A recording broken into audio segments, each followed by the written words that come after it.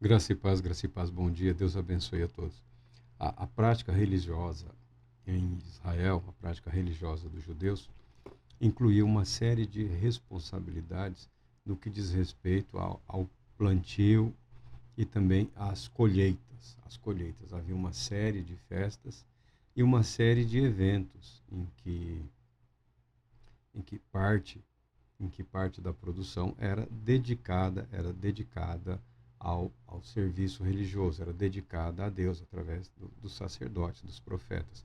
Ah, os dízimos, o segundo dízimo e, e uma série de ofertas. Não é nossa preocupação, por enquanto, abordar esses temas. Talvez um dia nós o façamos. Mas havia uma série de prescrições. Por quê? Porque o mundo em torno, em todo o período em que Israel esteve naquela terra, era bastante conturbado. Então, para você compreender as prescrições de Moisés, basta reconhecer que as proibições para os judeus é, eram as práticas comuns ao ambiente gentil, a religiosidade dos gentios naquelas épocas. Isso durou muito tempo, algumas coisas duraram muitos séculos. Dos atos era oferecer as primícias, a primeira colheita, o primeiro feixe, né?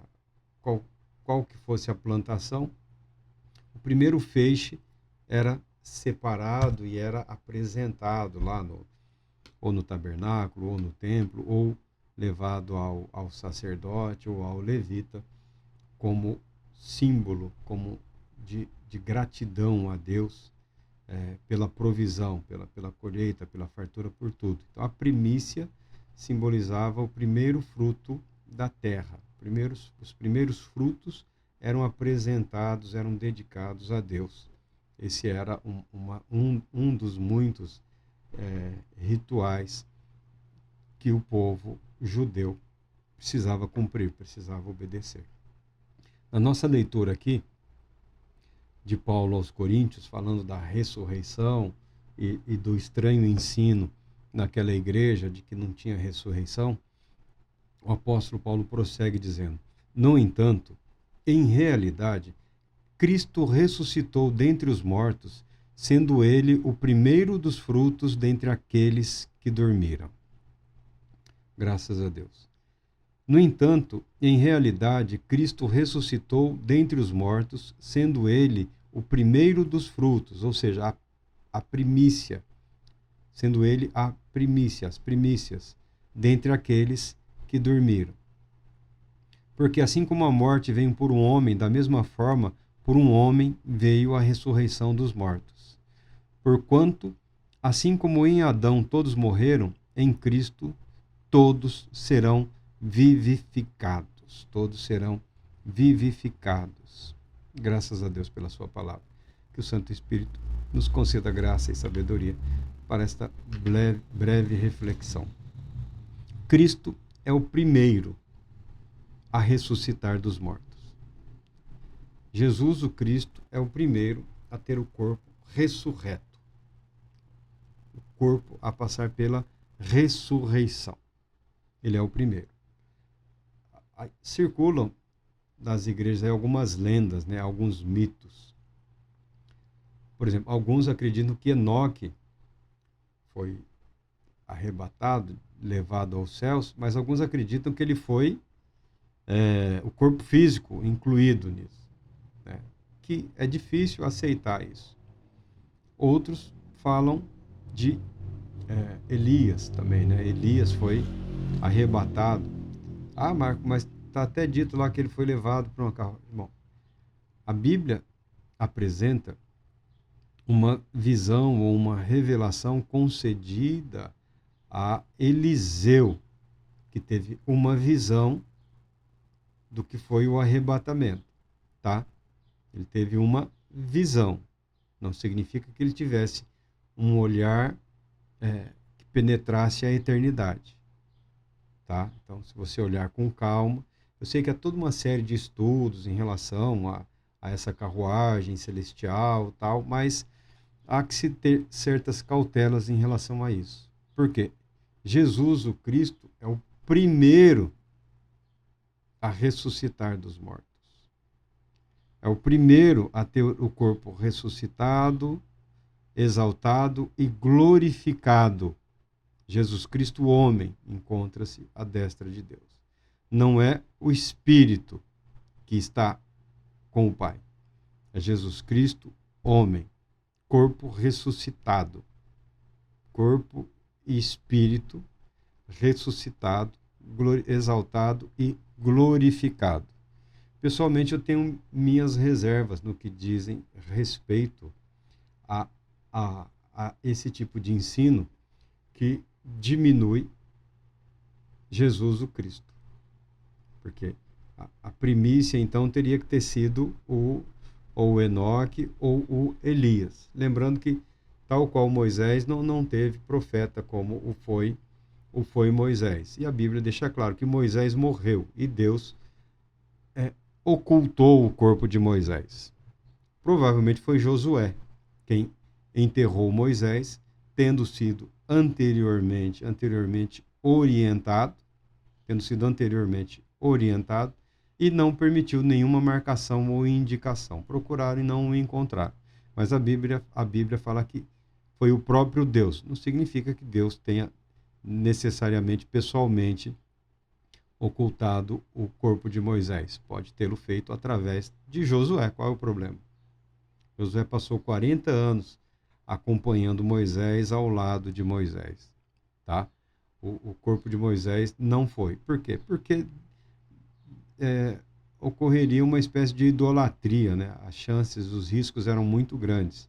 É uma peregrinação ao túmulo de Moisés, o nosso Salvador. Não, Moisés não foi o Salvador de ninguém. Quem salvou o povo da escravidão do Egito e o conduziu à terra prometida foi o próprio Deus. Moisés foi o agente de Deus na condução do povo. Toda a glória deve ser atribuída sempre a Deus. Não tenho nenhuma dúvida com relação ao fato de que Enoque foi repentinamente levado aos céus. Mas isso não significa que o corpo dele não tenha permanecido aqui na terra, tal qual Moisés, oculto pelo próprio Senhor. O mesmo em relação a Elias, o profeta. Um profeta muito querido, num momento muito crítico da história de Israel, da história do povo de Deus, principalmente no que diz respeito ao Reino do Norte. Né? O trabalho de Elias é o Reino do Norte, o Reino de Israel. Estavam divididos Israel e Judá. Elias, em alguns momentos, ele teve certeza de que Deus ia restaurar espiritualmente aquele povo, aquela nação. E sempre trabalhou nesse pensamento, nessa convicção.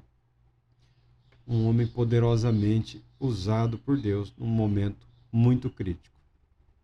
Então, eu pessoalmente entendo e interpreto que esses homens morreram, foram levados aos céus, assim como todo aquele que morre, como todo aquele que é fiel a Deus, é levado a Deus, à presença de Deus, onde, em paz, aguarda a ressurreição dos mortos.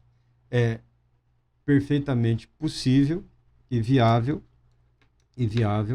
que, com a ressurreição de Cristo, você pega o Evangelho lá, fala-se que túmulos se abriram e mortos ressuscitaram.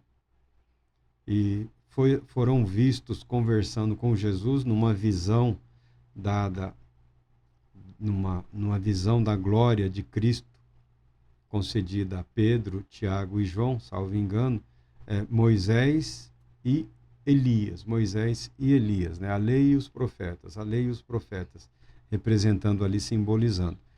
Nada impede que a ressurreição destes santos tenha ocorrido logo após a ressurreição de Cristo Jesus. Tem alguns textos ali, a Bíblia não se prende muito a esses detalhes, tá? Mas, Marco, por que você está falando disso nesse ponto? Porque nós estamos estudando aí Apocalipse, escatologia, que é a doutrina do fim, não é do fim do mundo, né? É da finalidade, da revelação de algo superior, da instituição de um novo momento, de um novo período na história da humanidade. O governo de Cristo, cujo reino será totalmente dedicado ao Pai. Então, alguns autores aí, quando fazem o estudo separado do contexto mais abrangente, tendem a enveredar num caminho que cria constrangimentos doutrinários. São tão empolgados no que dizem respeito à ressurreição, né? São tão empolgados que chegam a sugerir que seria possível aos santos ressuscitarem como se fosse uma espécie de compensação ou antecipação do evento futuro devido aos seus serviços, aos seus feitos. Eu considero isso muito estranho, muito perigoso, muito questionável. Não tenho nenhuma dúvida em relação à ressurreição, mas no estudo da ressurreição ou das ressurreições, nós sabemos que a primícia, o primeiro fruto da ressurreição é Jesus, o Cristo. Porque há essa equiparação para a compreensão da doutrina da salvação. Todo o mal que poderia ocorrer na realidade, ou seja, o pecado, ele veio à humanidade através do seu representante máximo, que foi Adão. Tá? Depois de Adão, toda a humanidade tem experimentado a morte. Toda a humanidade. Adão não morreu imediatamente após consumir o fruto. Porque a morte não é necessariamente somente a cessação da vida. A morte implica numa série de outros fatores. E Adão precisou aprender, Adão precisou ver, Adão precisou experimentar o significado da morte, até o triste momento de enterrar um filho. Assassinado, obviamente, pelo irmão, que é o relato bíblico de Abel e Caim. Tudo isso Adão viveu, tudo isso Adão precisou passar para compreender as consequências do ato por ele desencadeado. A morte, essa separação da comunhão com Deus. Muito embora Deus nunca tenha abandonado a sua criação, mas a criação não tem o mesmo poder de desfrutar dessa presença como o teve Adão nos dias do jardim lá no Éden, nos dias do chamado paraíso. Tá? Então, através de Adão, a humanidade conheceu o que significa a morte. Em contraposição a Adão, nós temos Jesus, o Cristo. E através dele, a humanidade passa a experimentar o que significa a vida, a ressurreição, a vivificação, a vida eterna, ou seja, a restauração da comunhão com Deus, a ponto do apóstolo Paulo falar que o último inimigo a ser vencido, a ser derrotado, é a morte. A fé em Cristo Jesus se sobrepõe à realidade da morte. Não é só uma certeza é uma fé, é uma esperança, mas é uma realidade, é uma verdade que invade a nossa vida, que toma conta do nosso ser. Por isso o apóstolo Paulo fala: no entanto, em realidade, Cristo ressuscitou dentre os mortos, sendo ele o primeiro dos frutos, a primícia dentre aqueles que dormem. Porque assim como a morte veio por um homem, da mesma forma por um homem veio a ressurreição dos mortos. É equiparado. Nós somos descendentes de Adão pela natureza humana. Partilhamos da mesma natureza de Adão. É a humanidade para quem vive preocupado com esse negócio de cientificidade, esse negócio aí já está mais do que provado, comprovado, se bem que os loucos não aceitam, né? Toda a humanidade vem de um descendente comum, que a Bíblia fala, dá até o nome aqui, né? O Adão e a digníssima esposa Eva, sua costela, irmã e esposa. Tá? Toda a humanidade descende e, tragicamente, partilha do mesmo destino do Pai comum, da origem comum, em Cristo Jesus. E agora, como é que nós participamos da ressurreição? Por isso que Jesus Cristo fala do novo nascimento, do nascer de novo, da identificação com Cristo Jesus pela fé, considerando que ele não deixou descendência física, não se casou, não teve filhos, netos, bisnetos, porque não era esse o propósito de vida dele. Isso para ele não era interessante, se bem que não seria um impedimento, mas para quê? Se você sabe que não estará com eles, casar e ter filhos, para quê? Então ele não se casou, ele dedicou-se total e exclusivamente a Deus, uma vida totalmente dedicada e consagrada a Deus. Se tivesse se casado, nenhum pecado teria cometido. Se tivesse sido pai, nenhum pecado teria cometido. Mas a humanidade teria a ligeira impressão de que a salvação é pela descendência, seria uma nova descendência física. Não, não era esse o propósito de Deus em Cristo Jesus. A descendência é pela fé, é decorrente do crer simultaneamente acompanhado pela geração ou regeneração espiritual. Foi como disse Jesus para lá o sábio que procurou ele fora de hora lá. Você precisa nascer de novo, ou nascer do alto, ou nascer do céu. Como é que eu vou para o céu? Olha, o céu não é uma questão de caminhada, é uma questão de direito. Você herda o céu por direito de nascimento. Você precisa nascer do céu. Você precisa nascer do alto. Aí o homem ficou abalado, né? O homem ficou perturbado, desorientado.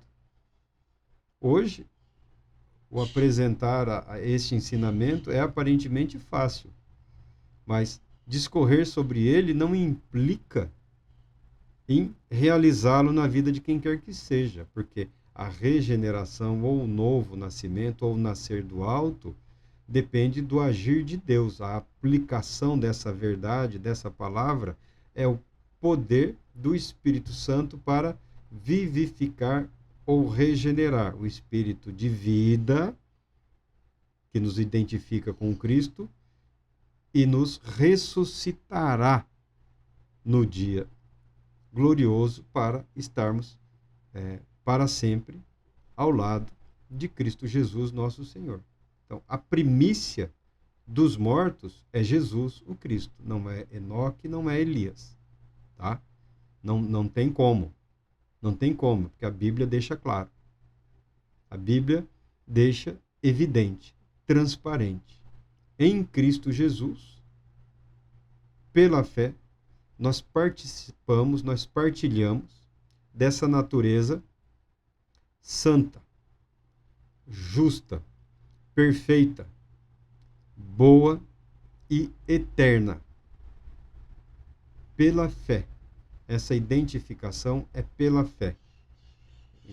Se expressa nas nossas vidas pela fé. O agir regenerador do Espírito Santo resulta numa série de mudança de perspectiva, de visão, de vida, de realidade, principalmente no que diz respeito à intensificação do amor a Deus, do compromisso com Deus, da busca por Deus, do querer estar com Deus. E, ao mesmo tempo, sentimentos semelhantes que Deus tem em relação à humanidade passa a fazer parte da vida da pessoa que busca essa comunhão com Deus. Não tem como você estar em comunhão com Deus e pensar ou expressar-se de forma contrária ao que Ele nos revelou, principalmente nos Evangelhos, principalmente através de Jesus Cristo, nosso Senhor. Daí, uma ferramenta para análise do discurso, né? É uma ciência, é um tratado, é um trabalho, mas nós podemos falar em análise do discurso religioso. Provai os espíritos. Provar os espíritos não é só naqueles momentos aí complicados, conturbados, né? Sai, não sai, quem não é, faça isso ou faça aquilo. Não. Provar os espíritos é avaliar, comparar o ensinamento com o ensinamento dos apóstolos, com o que é revelado, com o que está na palavra de Deus. Prossegue o apóstolo aqui dizendo: contudo, cada um por sua vez.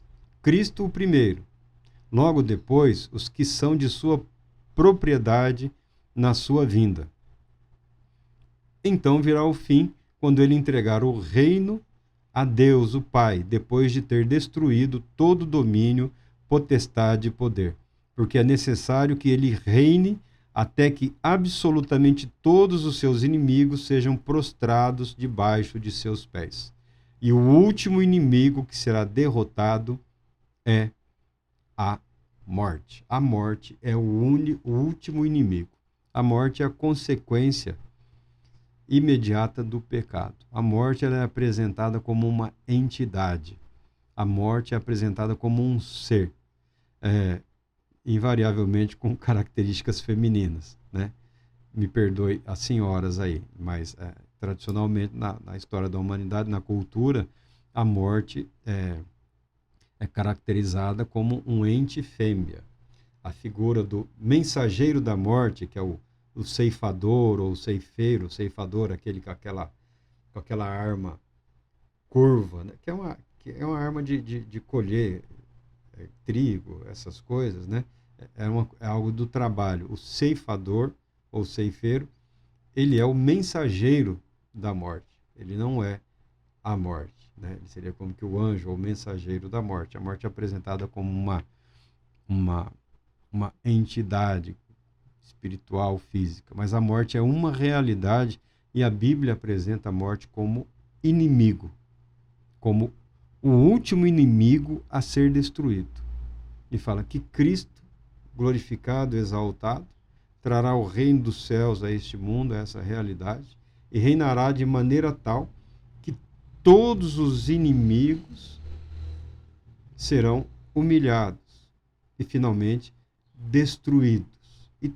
Tudo o que significa vida e nova vida será dedicado e apresentado a Deus, o Pai. Esse é o ensinamento do apóstolo Paulo. É preciso dedicar tempo, tá? É preciso dedicar tempo, reflexão, permitir que a sua mente absorva passo a passo os ensinamentos, as doutrinas, e isso não só pode, como é cura para a sua alma, para a sua mente, para o seu espírito abatido, cansado, aflito, atacado, acuado por uma sociedade cruel, por um ambiente religioso dominado por maldades e perversidades. Você cristão, você cristã, você que teme a Deus, o tempo todo tendo que usar algum tipo de escudo para se proteger, para se defender e ainda manter aquele sorriso sempre simpático, como devem se expressar os servos do Deus Altíssimo e Todo-Poderoso. Mas sabe muito bem que no mundo de hoje, na igreja de hoje, você não pode baixar a guarda, porque está sendo o tempo todo bombardeado. Talvez seja interessante saber que nos dias dos apóstolos não era diferente. Nos dias dos apóstolos não era diferente. Se você descuidar, alguém vai lançar aí uma semente maligna, uma semente satânica para fomentar dúvida, medo e desespero no seu coração. Nós não temos nenhum problema em falar sobre o que consideramos aspectos negativos da espiritualidade da igreja cristã, ou das igrejas cristãs, ou de parte dela no momento. Não vemos nenhum problema. Não vemos nenhum problema em pensar, em refletir, raciocinar, procurar na história, traçar a origem. Mas, paralelamente a isso, nós temos o compromisso de garantir que a palavra de Deus é verdadeira. A morte será vencida, a morte será derrotada. A vida que você vive e luta para expressar em termos de fé, de alegria, de esperança, te conduzirá certamente, uma vez firmada em Cristo Jesus, à glória eterna, porque Ele é o primeiro a ressuscitar dos mortos. Depois nós, no dia da ressurreição. Deus Todo-Poderoso te abençoe, te proteja e conceda paz, muita paz.